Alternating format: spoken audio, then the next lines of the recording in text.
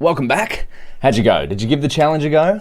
I finished the last video with issuing the challenge to index on X to return 9 and index on X to return 369. Now here's what I came up with. Again, there's a few different ways that you could approach both of these, but this is just what I've found. So because X is 133 of size, well that's its dimensions. If we want to select 9, we need 0, which is this first outer bracket to get all of these elements. And then we need 2 to select this bottom one here. And then we need this final 2 to select the second dimension of this bottom one here. And then for 369, we need all of the elements in the first dimension, all of the in the 0th dimension, all of the elements in the first dimension, and then we get 2, which is this 369 setup here. So that's how I would practice indexing. Start with whatever shape tensor you like, create it something like this, and then see how you can write different indexing to select whatever number you pick. So now let's move on to the next part, which is PyTorch, tensors, and NumPy. So NumPy is a popular scientific, very popular. PyTorch actually requires NumPy when you install PyTorch. Popular scientific Python numerical computing library. That's a bit of a mouthful. And because of this, PyTorch has functionality to interact with it. So quite often, you might start off with, let's change this into Markdown. You might start off with your data, because it's numerical format, you might start off with data in NumPy array, want in PyTorch tensor. Because your data might be represented by NumPy because it started in NumPy, but say you want to do some deep learning on it and you want to leverage PyTorch's deep learning capabilities, well, you might want to change your data from NumPy to a PyTorch tensor. And PyTorch has a method to do this, which is torch from NumPy, which will take in an ND array, which is NumPy's main data type, and change it into a torch tensor. We'll see this in a second. And then if you want to go from PyTorch tensor to NumPy because you want to use some sort of NumPy method, well, the method to do this is torch.tensor, and you can call .numpy on it. But this is all just talking about it in words. Let's see it in action. So NumPy array to tensor. Let's try this out first. So we'll import torch so we can run this cell on its own, and then import NumPy as NP, the common naming convention for NumPy. We're going to create an array in NumPy, and we're going to just put 1 to 8, A range. And then we're going to go tensor equals torch from NumPy, because we want to go from NumPy array to a torch tensor, so we use from NumPy, and then we pass in array. And then we have array and tensor. Wonderful. So there's our NumPy array and our torch tensor with the same data. But what you might notice here is that the D type for the tensor is torch.float64. Now, why is this? It's because NumPy's default data type, D type,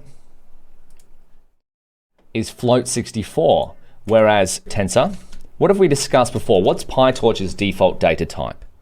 Float64. Well, that's not PyTorch's default data type. If we were to create torch A range 1.0 to 8.0, by default, PyTorch is going to create it in float32. So just be aware of that. If you are going from NumPy to PyTorch, the default NumPy data type is float64, and PyTorch reflects that data type when you use the from NumPy method. I wonder if there's a D type. Can we go D type equals torch.float32? Takes no keyword. Okay. But how could we change the data type here? Well, we could go type torch float32. Yeah, that will give us a tensor D type of float32 instead of float64. Beautiful. But I'll just keep that there so you know. Warning, when converting from NumPy PyTorch. PyTorch reflects NumPy's default data type of float64 unless specified otherwise. Because what have we discussed? When you're trying to perform certain calculations, you might run into a data type issue. So you might need to convert the type from float64 to float32. Now, let's see what happens. What do you think will happen if we change the array? We change the value of an array. Well, let's find out. So, change the value of array. The question is, what will this do to tensor? Because we've used the from NumPy method, do you think if we change the array, the tensor will change? So let's try this. Array equals array plus 1. So we're just adding 1 to every value in the array. Now, what is the array and the tensor going to look like? So array, we only change the first value there. Oh, sorry, we change every value because we have 1 to 7. Now it's 2, 3, 4, 5, 6, 7, 8. If we change the value from the array, it doesn't change the value of the tensor. So that's just something to keep in mind.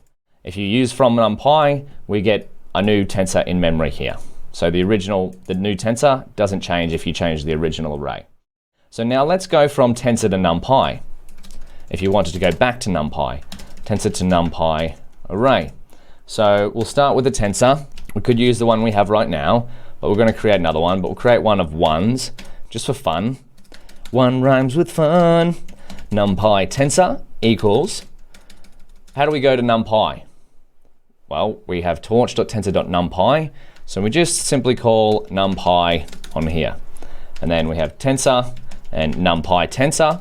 What data type do you think the NumPy tensor is going to have? Because we've returned it to NumPy. PyTorch's default data type is float32. So if we change that to NumPy, what's going to be the D type of the NumPy tensor? NumPy tensor.dtype. It reflects the original D type of what you set the tensor as.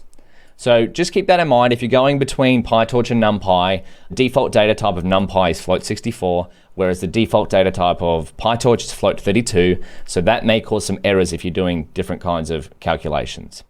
Now, what do you think is going to happen if we went from our tensor to an array if we change the tensor? Change the tensor. What happens to NumPy tensor? So we go tensor equals tensor plus 1, and then we go NumPy tensor. Oh, we'll get tensor as well. So our tensor is now all 2s because we added 1 to the 1s, but our NumPy tensor remains the same, remains unchanged. So this means they don't share memory. So that's how we go in between PyTorch and NumPy.